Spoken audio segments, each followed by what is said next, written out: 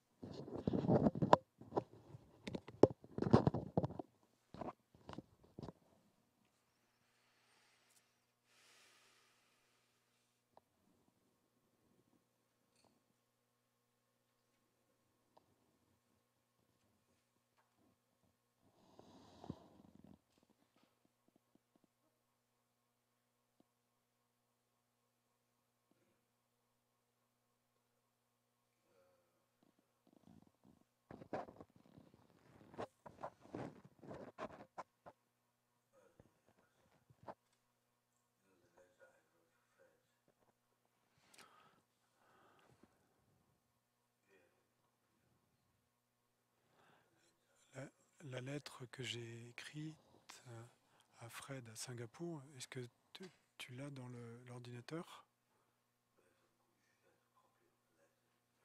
tu, tu devrais avoir une copie de la lettre dans ton iPad. Est-ce que tu l'as?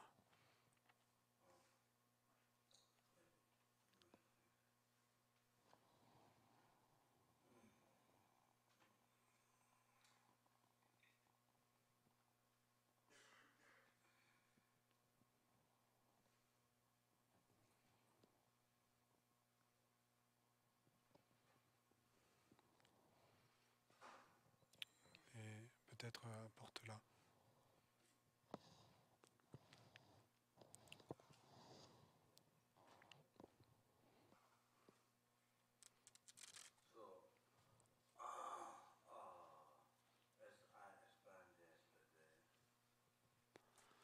Donc, comme j'ai expliqué hier soir,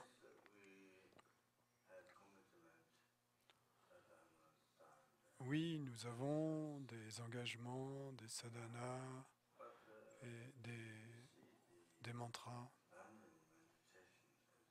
Mais la méditation du Lamrim,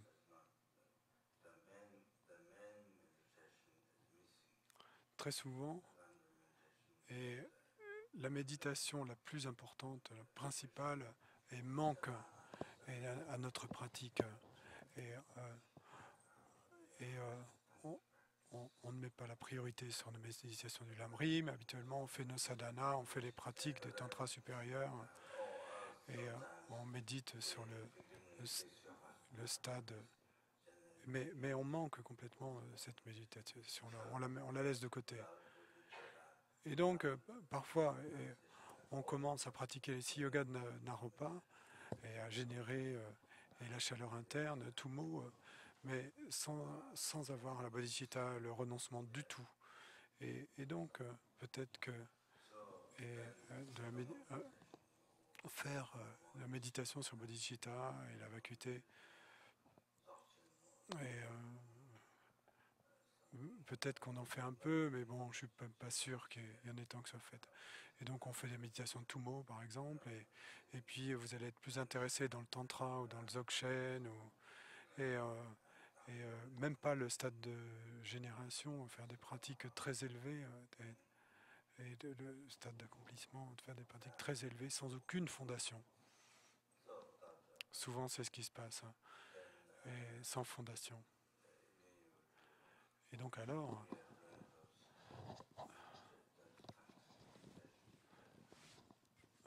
même si vous faites ces méditations tantriques sur les 6 yogas de Naropa ou quelque chose de ce genre, mais faire ces méditations tantriques sans avoir la fondation, c'est comme construire une maison sur la glace. Elle va facilement s'effondrer. Et puis quand la glace, quand la glace va fondre, et ben, la maison va s'écrouler. Et donc construire une maison sur la glace, et la glace, on peut glisser dessus, et puis également la glace peut, elle peut également elle peut fondre, donc la maison s'effondrera. Et donc, et quels que soient les efforts que vous mettez dans la pratique, à ce moment-là, il n'y a pas de progression. S'il n'y a pas la fondation, sans la réalisation de la fondation, à ce moment-là, il ne peut pas y avoir de progression. Et donc, vous pratiquez et vous faites des pratiques, mais sans la fondation, sans fondation. Donc, il n'y a pas beaucoup de progrès, vraiment. Vous ne ferez pas beaucoup de progrès. Et donc, comme je l'ai suggéré hier soir, il vous faut d'abord bâtir la fondation. Et donc, vous devriez y aller avec soin, avec précaution. Parce que vous atteigniez l'éveil, et que vous vous libériez des océans de souffrance samsarique ou pas, et que vous atteigniez la bouddhéité ou pas, et combien de temps ça va vous prendre, eh ben, ça dépend de votre compréhension du dharma, et, et donc si vous ne... si vous comprenez le dharma ou si vous ne le comprenez pas, c'est de ça que ça dépend. Et donc, même si vous pratiquez le dharma et bien et habilement, en fait, tout va dépendre de ça, de votre habileté. Également, si vous allez construire une maison, pour qu'elle soit belle et qu'elle soit bien faite et qu'elle soit faite rapidement, ben, ça va dépendre de votre habileté pour le faire. Et tout, en fait, dépend de l'habileté. Et quand on fait quelque chose, même dans les activités mondaines, et le fait que ça soit bien fait et que ça dure longtemps, eh ben, ça dépend de votre habileté, même dans les activités mondaines. Et donc, et dans la pratique du dharma, eh ben, c'est pareil. Et ça dépend de si vous êtes habile, si vous êtes sage. Et donc la pratique du dharma dépend aussi de votre habileté. Et afin que si vous êtes habile, alors vous pourrez atteindre rapidement l'éveil. Ça dépend de ça. Ça dépend de ça. Et donc,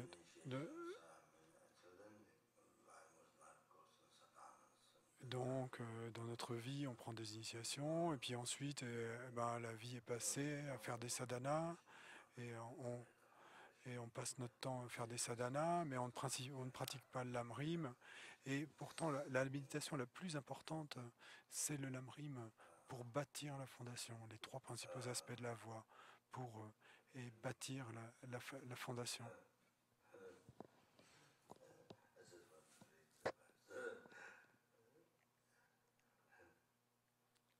Et je veux juste la lire.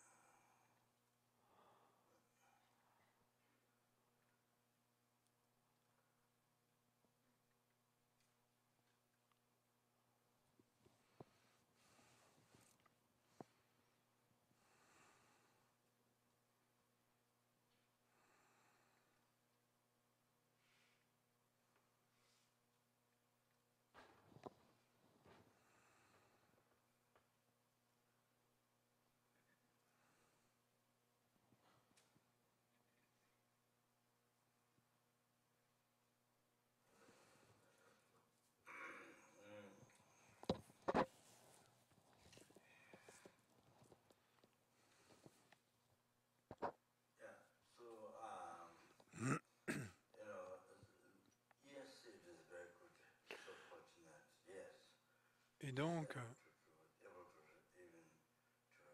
dans cette lettre, il dit oui, c'est très bien, et c'est très chanceux, oui, de pouvoir prendre une initiation et de pouvoir réciter la sadhana.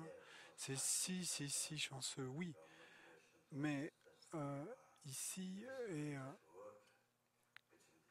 mais si la plus grande partie de notre temps est passée à la sadhana, et alors la motivation devient simplement des mots sur les lèvres dans votre cœur. Il y a toujours, s'il y a alors dans votre cœur, il y a toujours la pensée de chérissement de soi. Et sans bodhicitta, en fait, bon, c'est comme si vous mettiez un CD en marche. Et, c'est- et, et, et à ce moment-là, c'est pas efficace.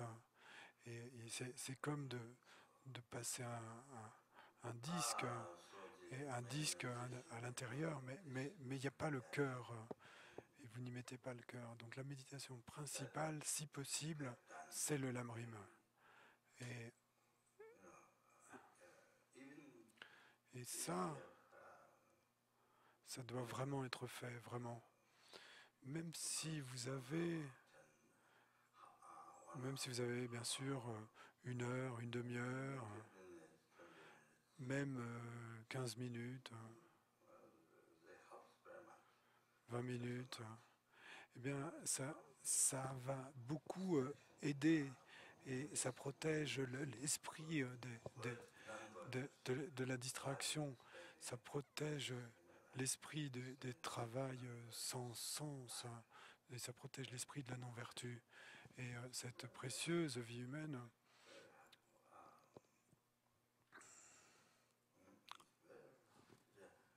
et ça nous empêche de passer notre précieuse vie humaine à des activités non vertueuses. Ça nous protège de ça, cette méditation du Lamrim. C'est très très utile.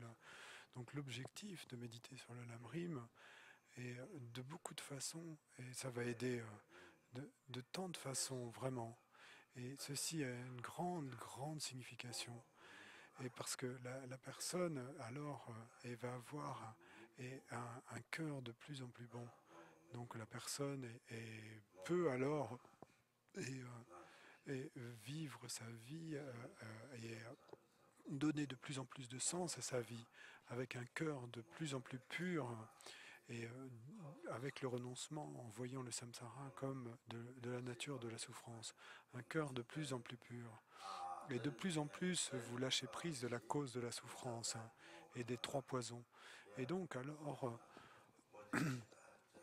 au lieu de, de ça, au lieu des trois poisons, eh bien, ici, il y a le renoncement, la bodhicitta. Vous êtes est capable de générer un cœur plus pur et un cœur plus bon.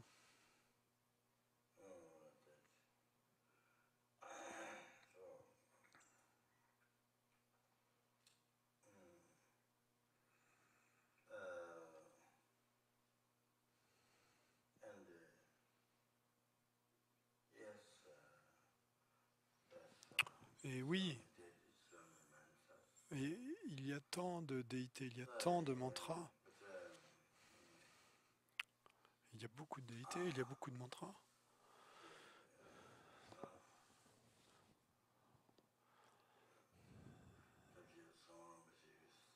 Et Kyabje Sangye Rinpoche avait l'habitude de dire, et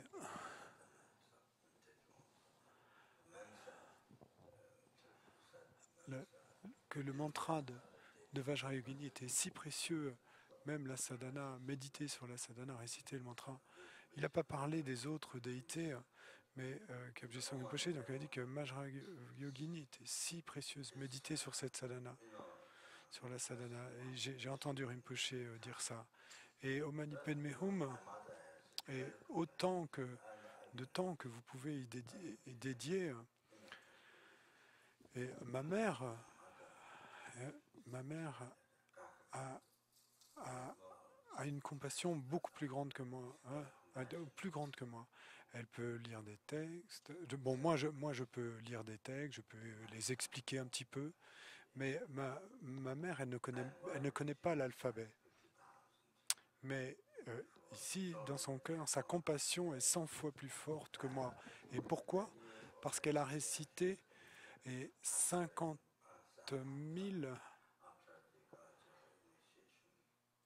parce qu'elle récite 50 000 mantras, je ne sais pas si c'est par jour, de Mani Padme. Elle m'a dit à Copan et dans mes appartements, je crois que c'est l'année dernière,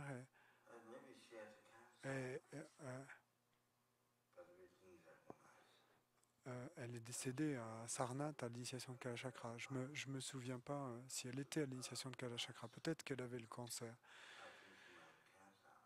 Mais on n'a pas reconnu la maladie. Elle pouvait même pas manger de nourriture, simplement une très légère soupe de riz. Je crois que c'est parce qu'elle avait, peut-être qu'elle avait le cancer.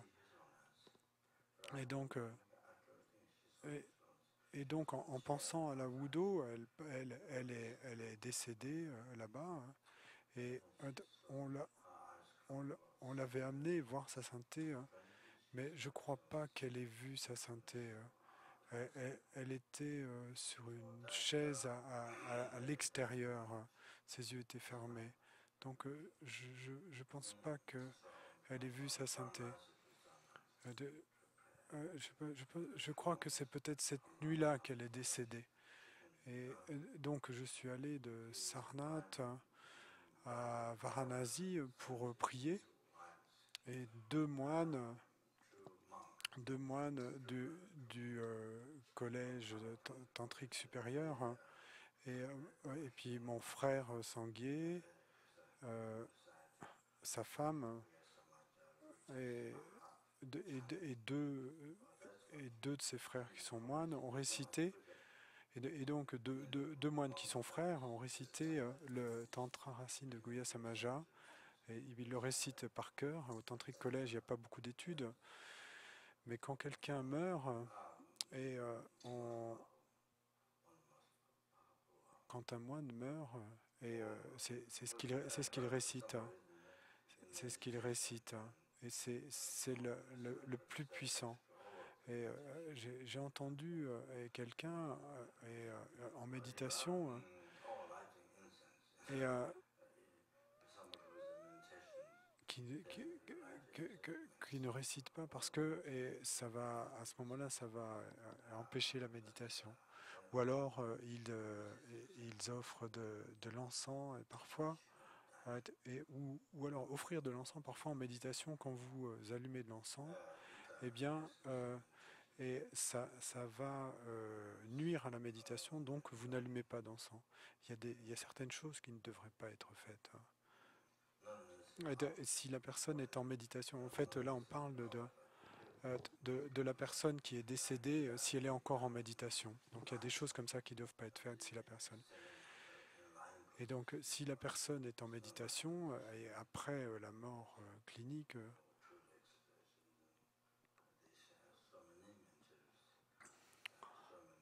bon, il n'y a pas nécessairement une méditation à ce moment-là, mais il y a beaucoup de gens qui meurent dans la position du lion des neiges et les deux jambes. Donc, mais donc il y a beaucoup de méditants qui meurent de cette façon. Donc normalement, et il faut aussi dormir de cette façon.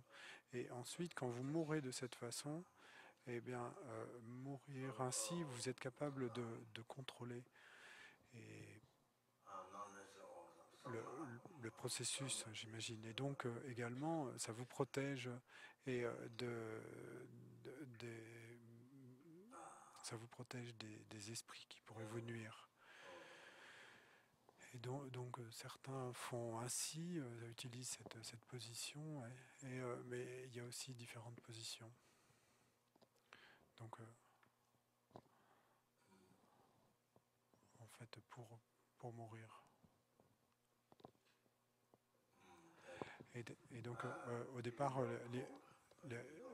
l'histoire des moines qui récitaient, en fait, ils connaissent par cœur, donc ils n'ont pas besoin de réciter, puisqu'il vaut mieux pas réciter tout haut près de la personne qui vient décéder. Et donc, même si et le corps, les jambes et la tête sont froides de la personne décédée, s'il y a encore de la chaleur au niveau du cœur, ça veut dire que la conscience est toujours là. Et donc, euh,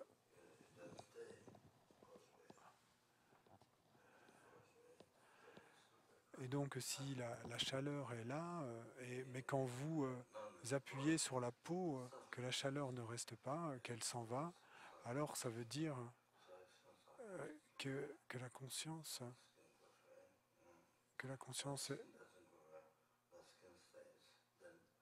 que, que, que la peau bouge en fait, que la peau se retire quand vous appuyez dessus, je crois.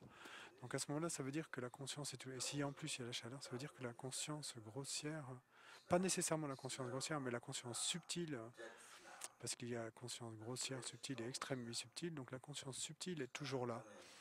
Et quand la peau se retend, en fait, quand vous la pressez, je pense, alors c'est un signe que la conscience subtile est toujours là. Donc si vous appuyez et que la peau se retend. Et, mais bon, également, au moment de la mort, il y a une odeur, une très forte odeur, hein. Quelqu'un qui a été malade pendant longtemps, donc s'il y a une odeur, ou quand quelqu'un meurt, s'il y a une très forte odeur de mort, et donc cette odeur qui vient du corps, donc ça c'est le signe que la conscience subtile est partie. Et pas la conscience grossière, hein. La conscience grossière s'est absorbée et bien avant, hein, mais la conscience subtile. Donc l'odeur, c'est une chose. Donc on peut aussi vérifier si la conscience subtile est partie ou pas et ainsi.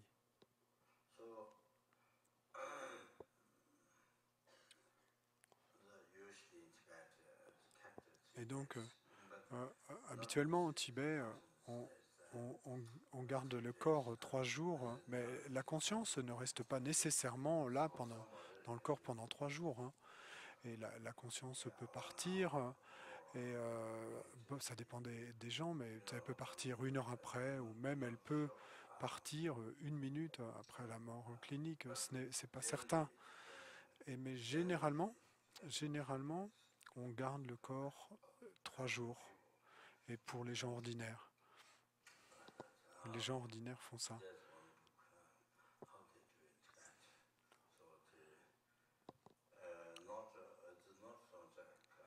Et ça, c'est ainsi qu'on fait au Tibet. Je, je, je pense pas vraiment que ça soit une, une coutume, mais en fait, d'aider la personne décédée, eh ben, c'est de la vertu, c'est seulement de la vertu. Même si après 1 année, et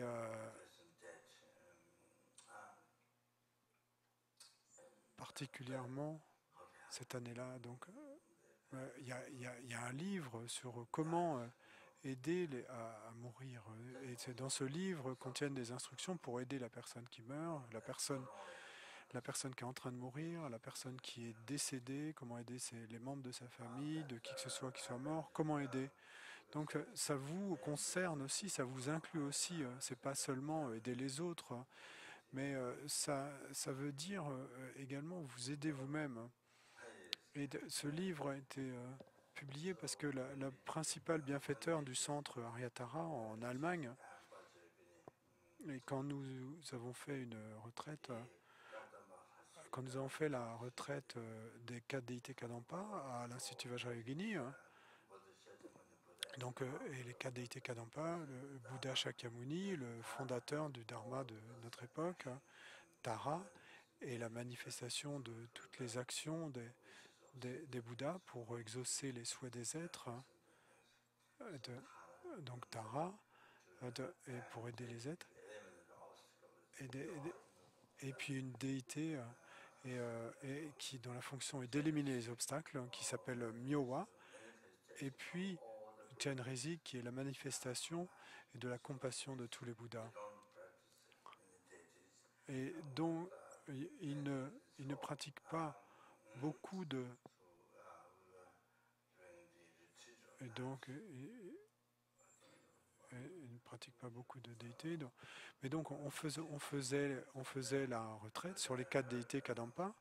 Et je pense que ça avait duré 1 mois, je ne suis pas sûr. Mais donc, on faisait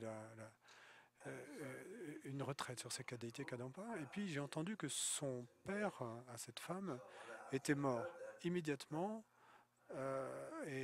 Donc, elle est venue, elle ne savait pas quoi faire. Elle était bouddhiste depuis 10 ans. Mais quand j'ai entendu ça, qu'elle ne savait pas quoi faire, j'ai parcouru ce livre. Donc, certaines des choses qui sont dans ce livre sont mes propres idées, hein, mais il y a aussi des pujas et des pratiques qui peuvent aider. Donc, bon, ça m'a donc ça m'a inspiré pour faire ce livre ou qui donne les instructions pour suivre ce qui se fait au Tibet. Et donc ce livre n'est pas encore sorti. Il y a Robina et ici Hastings qui travaillent sur le livre. Et je ne sais pas ce qui s'est passé, mais bon, le livre est presque prêt à sortir et il devrait beaucoup aider ce livre. Et il y a déjà un livre sur les gens qui sont en train de mourir, pas seulement du cancer, de la maladie ou qui sont en train de mourir, pas d'une maladie, hein. Donc ça, c'était un livre que j'avais fait avec Linda, hein, que j'avais commencé avec Linda à Hong Kong. Euh, et d- donc c'est une ancienne étudiante, hein. Elle a un garçon et j'ai parlé au téléphone. J'étais à Taïwan ou quelque part et j'essayais d'expliquer les cinq pouvoirs et au moment de la mort. Mais j'ai pas terminé. Elle allait mourir à Hong Kong et, et donc je lui ai dit de venir en Amérique. Elle habitait avec Karuna, mais en fait son état s'est amélioré et elle a vécu 2 ou 3 ans de plus, hein. Et son garçon a été envoyé à l'université par Karuna. Et puis ensuite, elle est morte.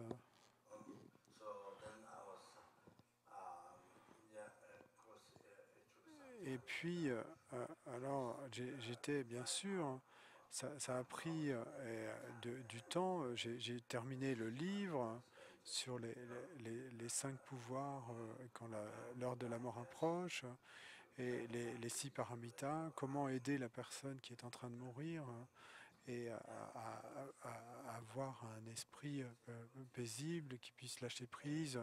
Bon, basiquement des choses comme ça. Donc, à quoi faut-il penser à ce moment-là? Bon, la chose principale, c'est bodhicitta.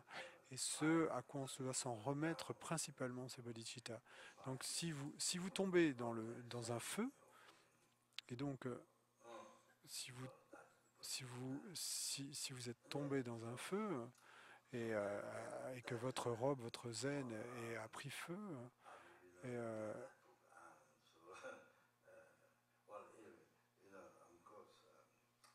et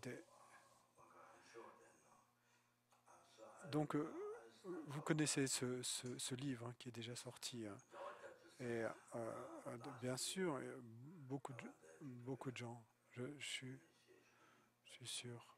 Et j'ai dit, et au centre Galo-Gatso, l'année dernière, la dernière fois que j'y suis allé pour donner l'initiation, et je pense, l'initiation, je me souviens pas, mais j'ai dit, et vous devez écrire, et vous devez écrire dans votre cahier de notes, et quand vous, quand vous allez mourir, et donc soudainement vous allez mourir, qu'est-ce que vous marquez dans votre cahier de notes, qu'est-ce que vous voulez penser à ce moment-là?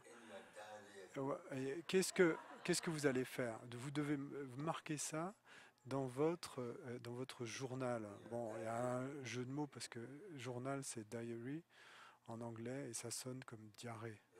Donc dans votre livre de diarrhée. Et donc dans votre journal, écrivez ce que vous voulez faire quand vous mourrez. C'est si incroyablement important de se préparer, hein. Et parce que vous n'êtes pas sûr que quand la mort va arriver, et la mort peut arriver à n'importe quel moment, et c'est pas nécessairement un cancer qui va causer votre mort, hein. Donc la mort peut arriver à n'importe quel moment, donc vous devez être prêt.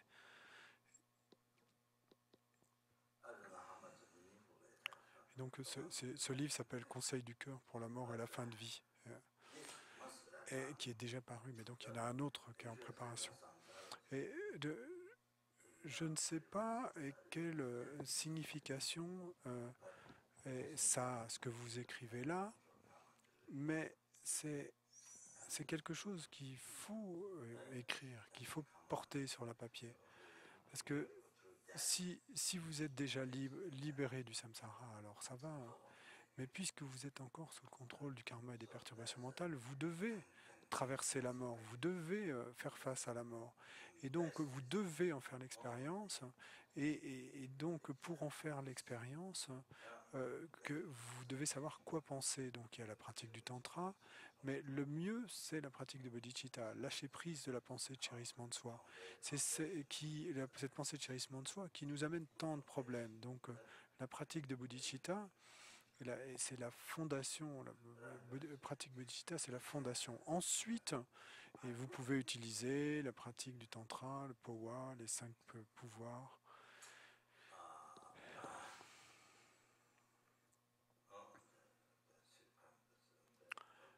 les 6 paramitas,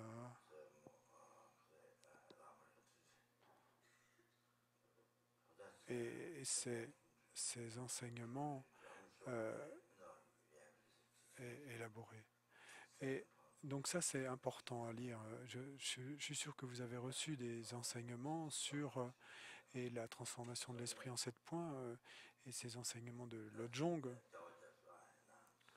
Et, et donc au centre Galwa-Gatso, et j'ai annoncé ça, enfin c'est ce que je leur ai dit, eh bien, euh, écrivez, portez sur le papier, et ce que vous voulez faire quand vous mourrez, quelle méditation, quelle pratique vous voulez faire, et quand la mort arrivera. C'est parce que c'est important que les autres puissent vous aider à ce moment-là. Donc c'est important de noter sur le papier ce que vous voulez faire. Donc préparez. Et donc quand la mort arrivera, et donc vous allez mourir, mais vous serez préparé, et vous aurez préparé ça, vous aurez fait le travail pour préparer ça. Et donc vous serez confortable. Et sinon, si très soudainement la mort arrive et que vous n'avez jamais préparé, et alors vous serez incroyablement effrayé, et, ou alors ben, vous serez complètement ailleurs, mais vous serez incroyablement effrayé. Et donc, à ce moment-là, ce qui va se passer, c'est que vous allez aller dans les royaumes inférieurs pendant la vie suivante. Et également, s'il y a beaucoup d'attachement à la famille, à la maison, autant d'attachement à la famille, et autant de difficultés. Et si plus il y a d'attachement à la famille, plus ça sera difficile. Et mais donc, de toute façon, vous n'avez pas le choix, vous devez partir, hein, et sans aucune liberté. Donc, même si la mort ne vient pas facilement, il y a tant de douleurs, et tant de douleurs. Et ceci rend les choses difficiles. C'est si douloureux de mourir. Et si votre vie a été vide, et pas seulement vide, pas comme un récipient vide, mais si votre vie a été remplie de karma négatif,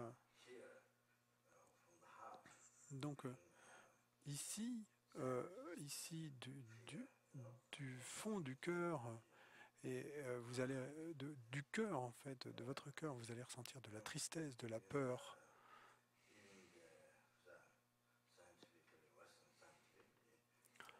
et pas d'ici de la tête, hein, même si les scientifiques occidentaux, scientifiques disent que tout est dans le cerveau, mais,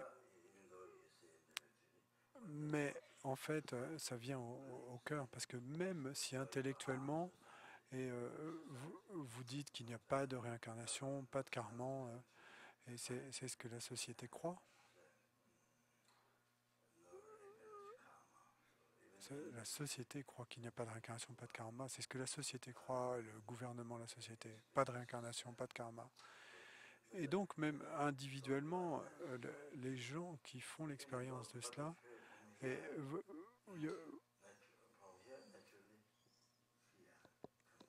donc vous êtes de ce côté, mais même si vous le ressentez de là, et naturellement il y a de la douleur, il y a quelque chose une chose terrible qui va, vous ressentez quelque chose de terrible va se passer après cette vie. Vous avez ce sentiment, et même si intellectuellement vous avez dit il n'y a pas de réincarnation, pas de karma, quand la mort arrive, si votre vie était vide à ce moment-là, et vous allez ressentir cette tristesse et cette peur de ce qui va pouvoir se passer après. Donc je ne vais pas parler trop, mais j'ai rencontré des gens comme ça, et intellectuellement différents, mais naturellement, ici, il y a un sentiment naturel qui s'élève et de ce genre. Et donc ce nouveau livre devrait sortir bientôt, on est en train de le finir, et ce nouveau livre devrait beaucoup aider. Donc faites attention à ces choses-là, parce que vous ne savez pas à n'importe quel moment, vous ne savez pas quand, n'importe quand.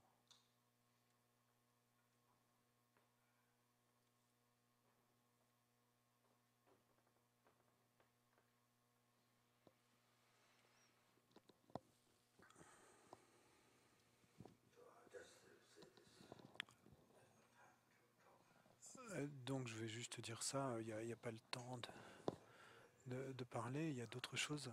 Enfin, je vais lire quelque chose.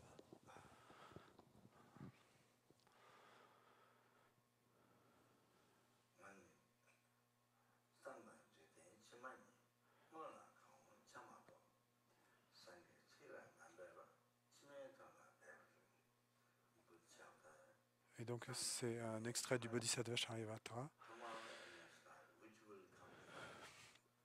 Et demain ou la vie prochaine? Et lequel va venir d'abord? C'est pas certain. Demain.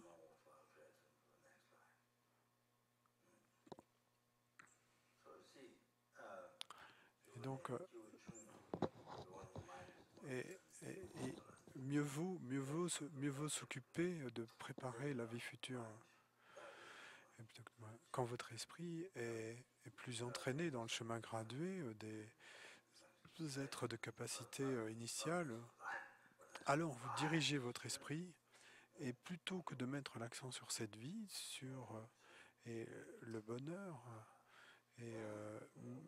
sur le bonheur, pas nécessairement de la vie future, mais plutôt mettez l'accent sur le bonheur, pas, pas seulement de la prochaine vie, mais des prochaines vies. Et ce bonheur-là est si important, le bonheur des prochaines vies. Le bonheur d'aujourd'hui, aujourd'hui pour nous, le bonheur est très important, mais nous ne nous préparons jamais pour le bonheur futur et des mois prochains, des années prochaines. Nous nous soucions seulement, donc si on prend cet exemple, nous nous soucions seulement d'aujourd'hui. Si on ne se souciait pas des mois prochains et des années prochaines, ce serait vraiment stupide. Eh bien, c'est exactement comme ça dans dans le chemin gradué des êtres de capacité inférieure. Donc, et là, et on dirige son esprit pour se préparer le bonheur, le bonheur de tout. Et le Lamrim est si sage. Et au, au, au moins, l'éveil et le nirvana, et dans toutes les vies futures, d'avoir une bonne renaissance pour pratiquer le dharma, pour être bénéfique aux autres de plus en plus, et graduellement pour aller à l'éveil. Donc, et un être de capacité inférieure, l'être de capacité initiale, entraîne l'esprit ainsi, médite sur le lamrim et garde l'esprit, protège l'esprit et rend sa vie pleine de sens. Et par exemple, la vie d'aujourd'hui et ben, il va l'utiliser pour créer la cause du bonheur et dans toutes ses vies à venir. Pas seulement et dans la vie immédiatement à suivre, mais dans toutes les vies futures. Et de la même manière que par exemple, vous ne préparez pas seulement le bonheur d'aujourd'hui, de cette journée-ci, mais vous pensez aussi au bonheur de la semaine prochaine, du mois prochain, de l'année prochaine, vous le préparez. Et bien exactement de la même manière, tout le bonheur que vous allez préparer, vous préparer sur ce très long terme. Et donc vous pouvez voir à quel point une personne qui procède ainsi est sage. Elle ne pense pas seulement à aujourd'hui. Vous pouvez voir comme c'est sage. Donc la méditation sur le Lamrim va guider notre vie et va lui donner tant de sens. Et, et, et, et donc, ce verset dit qu'il est plus précieux, que ça a plus de valeur de préparer la vie prochaine plutôt que de seulement préparer la journée de demain.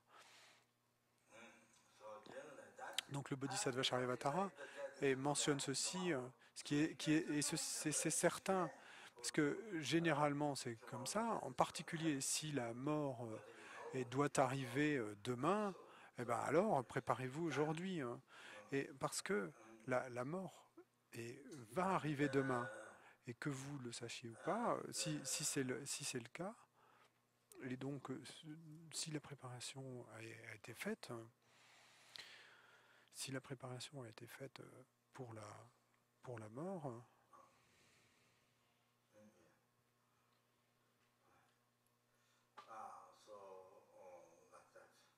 donc ainsi.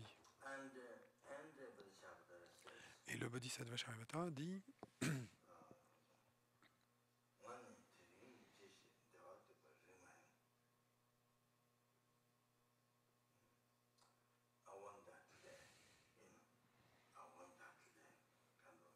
le Bodhisattva Charyavatara dit je ne mourrai pas aujourd'hui. Un esprit très réalisé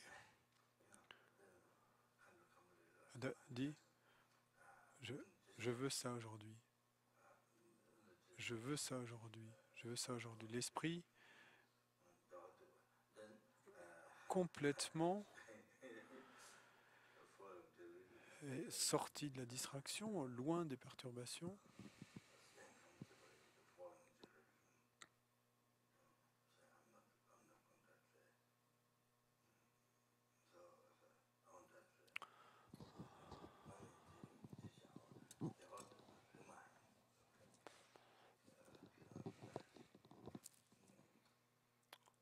Non, c'était pas je veux cela aujourd'hui, c'était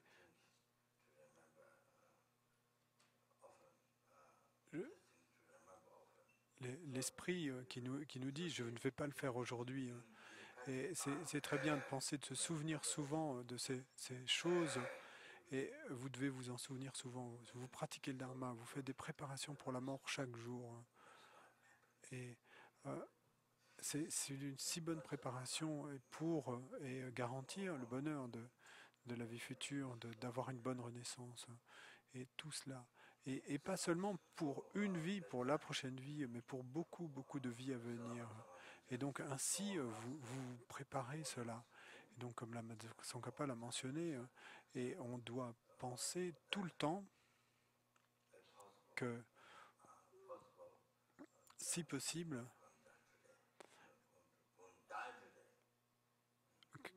que c'est possible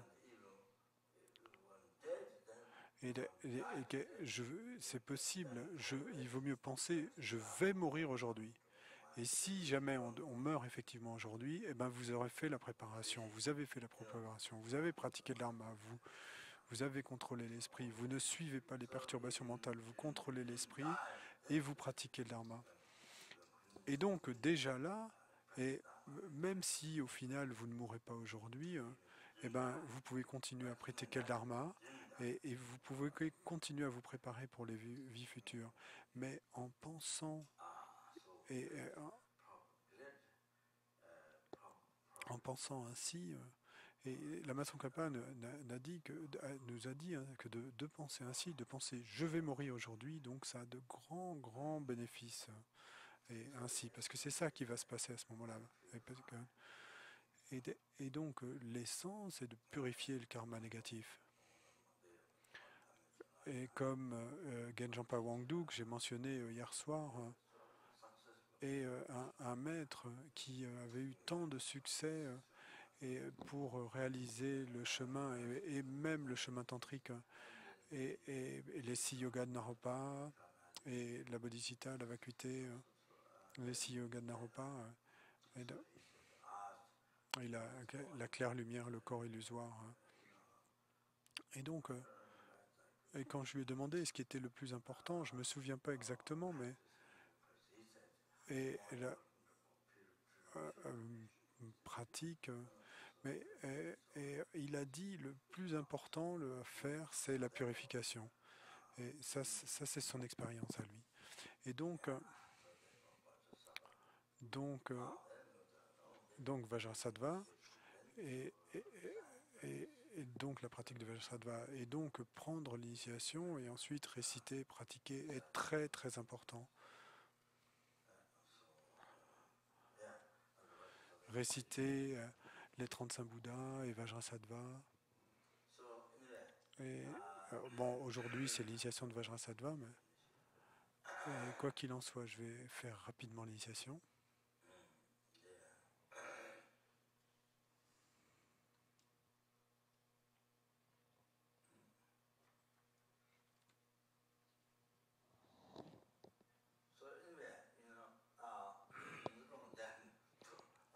Mais pas seulement ça.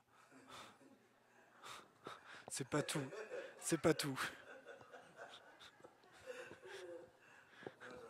Pas seulement ça.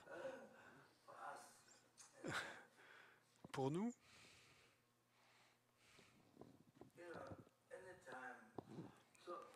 pour nous,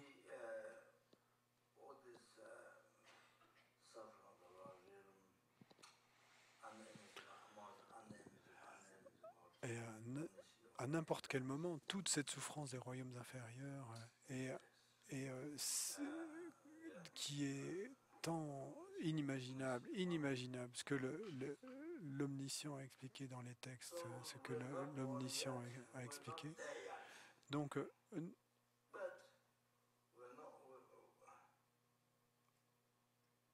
nous n'y sommes pas encore. Nous n'y sommes pas encore dans les royaumes inférieurs, mais nous en sommes proches. Nous en sommes proches. Nous en sommes proches.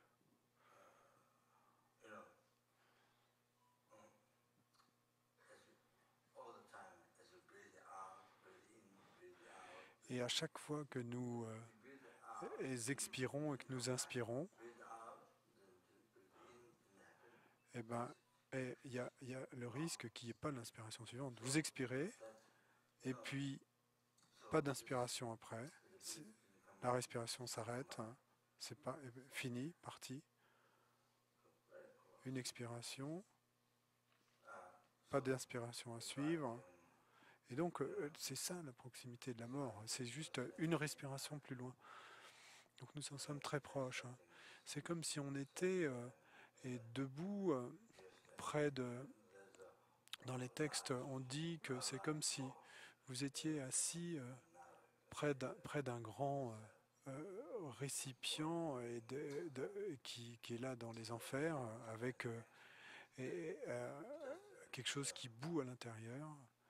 Et vous êtes juste debout, et peut-être vous êtes debout juste au-dessus, et puis un pas de plus, et vous êtes dedans. Quelque chose comme ça. Ouais. Vous avez simplement un pied de plus, vous êtes déjà sur le bord de ce récipient. Donc nous sommes si proches et des royaumes inférieurs. Le karma négatif accumulé depuis des renaissances sans commencement, et pas seulement dans cette vie, mais depuis des renaissances sans commencement, tant de karma négatif. Et donc, si nous expirons et puis que l'inspiration suivante ne vient pas. Et donc ça c'est dans l'appel au lama de loin de Pabongka Rinpoché que c'est mentionné, mais je ne me souviens pas des mots exacts. Donc quoi qu'il en soit, c'est comme ça, cette vie est extrêmement fragile. Et il n'y a pas, et ce n'est pas dans nos mains, c'est pas dans nos mains de ne pas mourir. Ce n'est pas dans nos mains de ne pas mourir du tout. C'est pas, nous ne contrôlons pas ça. Et de rester humain à jamais, et nous n'avons pas cette liberté dans nos mains. Nous n'avons pas ce contrôle. Donc le corps entier est comme une machine. C'est incroyable, le cerveau, la façon dont il marche. Hein. Et c'est une machine incroyable, incroyable. Mais ça, donc, c'est dû à notre karma. Waouh, c'est comme une machine. Et donc, on ne sait jamais, à n'importe quel moment, il peut y avoir une crise cardiaque qui peut survenir. Et à n'importe quel moment, un problème quelconque, ou un problème émotionnel, ou une crise cardiaque. Mais pas seulement une crise cardiaque. Hein. Et il y a beaucoup d'autres façons de mourir. Et nous ne savons jamais comment nous ne pouvons pas savoir comment chaque personne va mourir. Et donc, nous devons recevoir l'initiation de Vajrasattva pour pratiquer Vajrasattva. Et cependant, alors, ok, maintenant je vais pas le lire maintenant, mais si quelque chose pratique Togye, bon, c'est pas à propos de Togye, mais pour comprendre quelque chose d'autre, si quelqu'un non, si quelqu'un pratique Dolgal, Shugden, si quelqu'un pratique Dolgal ici, et si vous n'êtes pas prêt à abandonner cette pratique, alors vous ne pouvez pas prendre l'initiation. Normalement, je ne le dis pas, mais il y a plusieurs années, nous avons fait le vœu au monastère, et j'étais le seul, et la Malundrup avait peur, donc il y avait tous les moines, 4000 moines là-bas, qui devaient venir au micro et faire la promesse de ne pas pratiquer et Dolgal, de ne pas pratiquer Dolgal.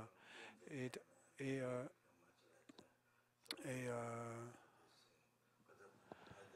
et de pratiquer Ayagriva.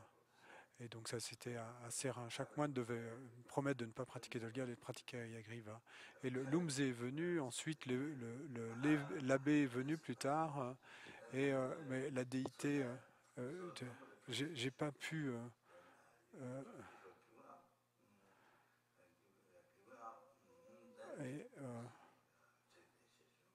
et donc j'ai ressenti cela à ce moment-là que...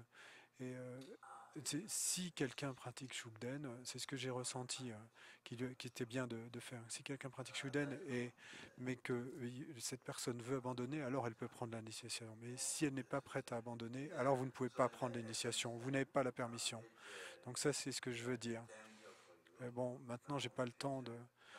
mais l'essence, c'est qu'il y a un danger pour vous maintenant et dans vos vies futures. Et également un grand danger pour le monde, un grand danger pour le dharma du Bouddha. Et tant de choses comme ça. Et dans le passé et nous pratiquions la Mayéché moi-même. Et,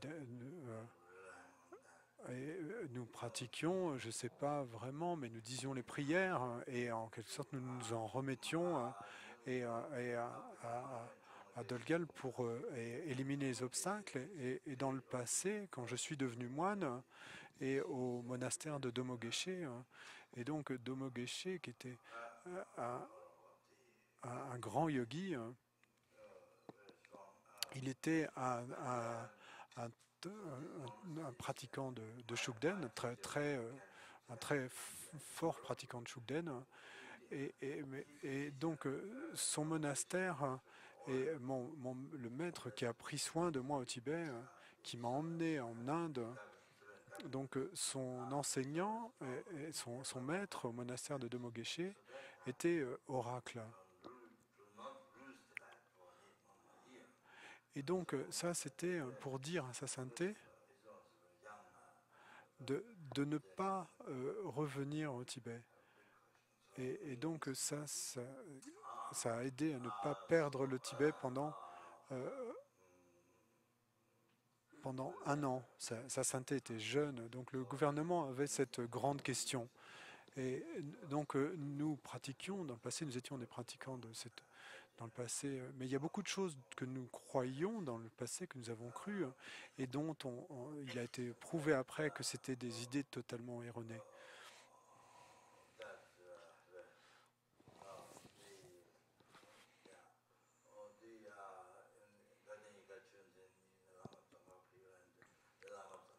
Et à Ganden Igachotsin, la terre pure de Lama Tsongkhapa, et Lama Tsongkhapa a demandé qui protégerait ses enseignements. Et un disciple s'est levé et a dit qui le protégerait, et, et il est supposé qu'il était euh, la- qu'il était une incarnation dans le monastère, il était supposé être une des incarnations, mais en fait, ce n'était pas la véritable incarnation. Il y a une histoire qui dit qu'il avait été tué par le gouverneur et qui lui avait mis une kata, qu'il avait étouffé en lui mettant une kata dans la bouche. Mais, donc, il n'était pas la véritable incarnation, mais il avait réussi à en prendre le nom. Ensuite, il est allé à Tashilumpo, et, qui a un protecteur, mais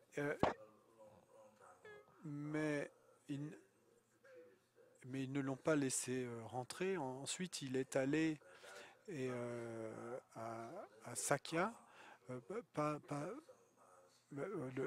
chez le précédent Sakya Tenzin. Sa sainteté a dit ça, pas ce Sakya Tenzin d'aujourd'hui, mais le précédent. Ensuite, il a donné une torma à l'esprit, hein, et très ordinaire. Il a donné une torma et l'ont gardé ici, mais ils ne le respectaient pas comme quelque chose de supérieur, comme dans la majorité des monastères Gelugpa. Et désolé de dire cela, que certains des Gelugpa le regardent comme Manjushri, mais donc il était très élevé, donc il a donné des tormas à l'esprit. Mais pourquoi n'a-t-il pas été pourquoi ne l'a-t-on pas laissé entrer à Tashilumpo? Et que le protecteur là-bas a fait en sorte qu'il reste à l'extérieur, ne l'a pas laissé rentrer. Et parce qu'il y avait ce danger de corrompre les enseignements du Bouddha et de faire du mal aux moines. Donc le protecteur de Tashilumpo ne l'a pas laissé rentrer. Mais vous devez analyser. Et pourquoi? Pas seulement, pas seulement entendre l'histoire, hein, mais analyser pourquoi. Et sa sainteté a dit de nombreuses fois euh, que c'était une pratique erronée, hein, et qu'il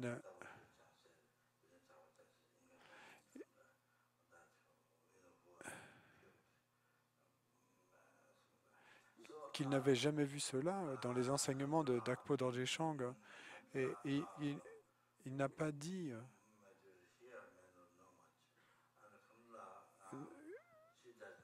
quelque chose à propos de l'incarnation de celui qui avait été tué. Mais cadre-là, donc la majorité d'entre vous ici ne la connaissent peut-être pas beaucoup, mais Cadre-là, et Cadre-là ne connaît rien à propos des 4 écoles, hein. Mais à propos de Shugden, de Dolgyal, elle est allée au mont Kailash, et toute cette information est descendue dans son cœur, est venue dans son cœur. Et ensuite, elle est allée à Tushita, et dans la terre pure de la Matsonkapa, elle a cette capacité, et, et donc elle est allée dans la terre pure de la Matsonkapa pour voir et Dakpo Dorje Shang, et qui a Vajrayogini, qui a tous les enseignements de Vajrayogini. Donc elle est dans cette terre pure, et donc elle est allée dans cette terre pure, et elle voulait demander, et donc elle voulait demander à Dakpo Dorje Shang, et qui donnait des enseignements à des centaines de Dakini, et, et donc elle lui a demandé s'il était l'incarnation. Et donc nous, dans le passé, nous croyons cela. Et nous avions reçu des initiations et des engagements à vie. Et ensuite,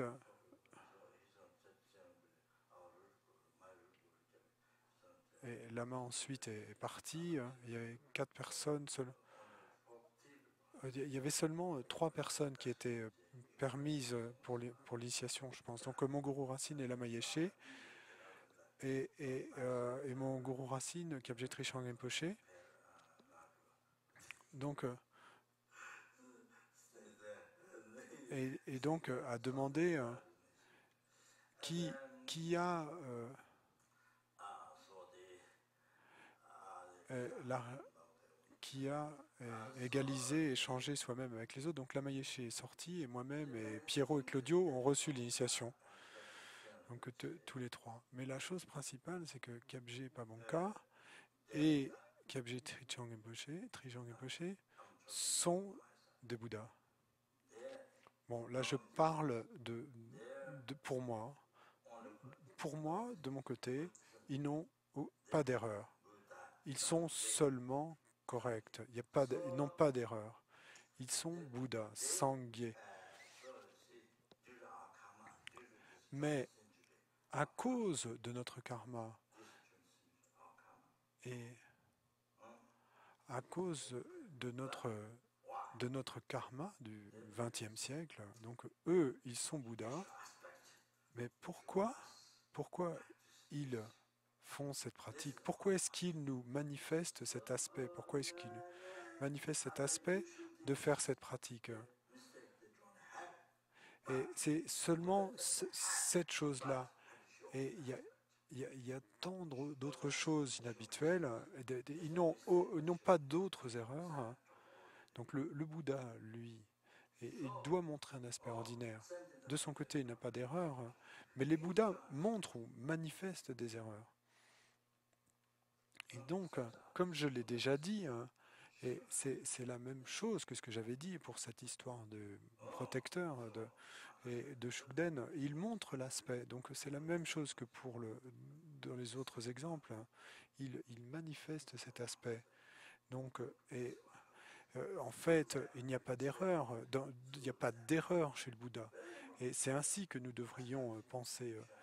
Et le mot tibétain est Tsulzepa, et c'est que c'est pas en réalité, donc le Bouddha n'a pas d'erreur, le Bouddha n'a pas à prendre renaissance, le Bouddha n'a pas à mourir, le Bouddha n'a pas de vieillissement, mais le Bouddha le montre pour notre karma, pour nous guider, pour nous libérer du samsara, et pour nous amener à l'éveil. Et ça, c'est exactement, et Kyabje Trijang Rinpoche, c'est exactement ça à propos de la pratique d'Olgal. Et donc, il a montré cet aspect. Et donc, Kadrola a demandé à Dakpo Dorje Shang, et il a dit que c'était faux. Et elle-même me l'a dit. Mais bon, c'est si difficile à enregistrer, c'est une expérience si incroyable. Waouh, waouh, waouh. Certaines de ces histoires, et je les ai entendus d'elle directement, mais c'est difficile difficile à enregistrer, hein. Mais je pourrais les écrire, hein. Et, et donc est, euh, a- quelqu'un avait rompu sa maya, ou brisé ses samayas du temps du Bouddha Kashyapa.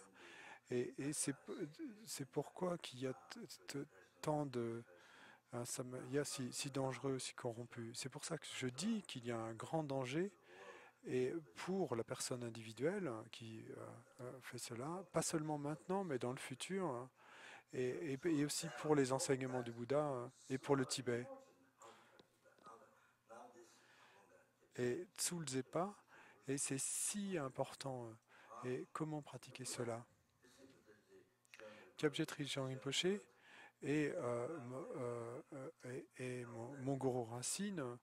Mais donc, il est Bouddha, mais il manifeste l'aspect de la Renaissance, toutes ces choses. Mais le Bouddha est éveillé et depuis il y a d'innombrables éons. Mais ce qu'il nous montre, il nous montre ces choses-là, parce que nous avons besoin de pratiquer le Dharma, donc à cause de notre souffrance, pour nous enseigner, pour nous guider, pour nous éveiller. Mais le Bouddha n'a pas de mort, exactement. Pardon. Et donc, s'il y a quelqu'un ici qui pratique Shugden, euh, c'est- et, qui- et donc, s'il vous plaît, ne prenez pas l'initiation de Vajrasattva. Mais si vous décidez d'abandonner, alors c'est OK. Bon, je ne dis pas qu'il y ait une personne comme ça ici, mais dans ce cas-là,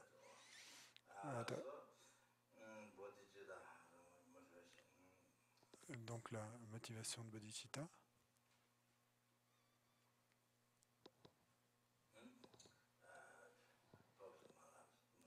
Le but de ma vie n'est pas seulement d'obtenir le bonheur pour moi-même, et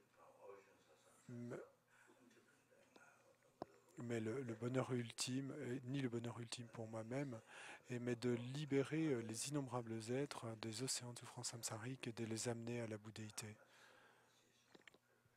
et donc aussi vite que possible. Et donc pour cette raison, je vais prendre l'initiation de Vajrasattva afin de me purifier.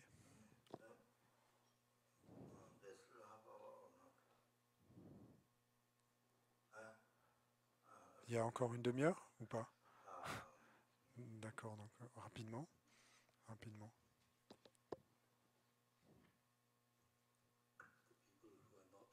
Et donc les gens qui ne prennent pas l'initiation, et vous êtes bienvenus à quitter la salle.